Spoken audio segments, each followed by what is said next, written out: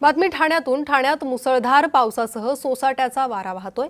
वंदना depot आणि Ram Maruti road परिसरात झाडं कोसळली आहेत। विजेच्या पोलसह झाडं कोसळल्यानं परिसरात भीती निर्माण झाली। सुदैवानं जीवितहानी टळलेली आहे। ठाण्यातील ही दृश्य अधिक माहिती या संदर्भात घेणार आहोत आमचे प्रतिनिधी कुणाल भोईटे यांच्याकडून। कुणाल, सध्या काय परिस्थिती एकूणच पावसाची आणि वाऱ्याची आहे?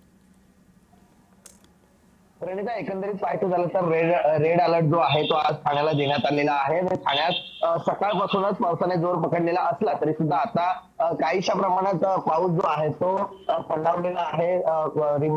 रिमझिम पाऊस जो आहे तो आता आहे, मात्र सकाळपासून मुसळधार पाऊस या ठाण्यावरती बरसत होता आणि सोसाट्याचा वारा देखील होता। आता वाऱ्याचं प्रमाण देखील कमी झालेलं आहे। या ठिकाणी काही वेळापूर्वी वाहतूक कोंडी होती, मात्र आता ही वाहतूक कोंडी देखील सुटलेली आहे।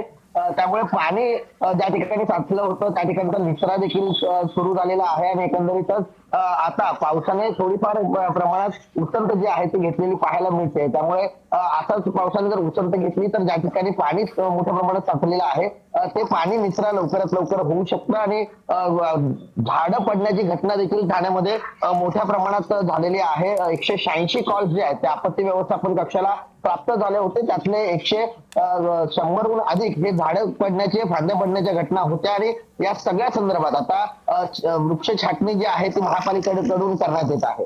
जी कुणाल, धन्यवाद या सविस्तर माहितीसाठी।